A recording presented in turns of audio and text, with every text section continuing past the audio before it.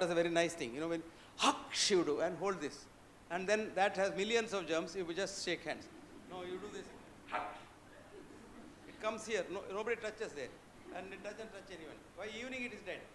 3-4 hours the virus is dead. So the best thing is, whenever you have to sneeze, whenever you have to cough, that's it. Anyway, New Zealand that year, because everybody washed hands, you know, only 3,000 people died. So the scare of so-called non-existent H1 virus saved 15,000 lives in 1 year in a small country whose population may be little bigger than Pune, the whole country's population. And that was the scare that we produced.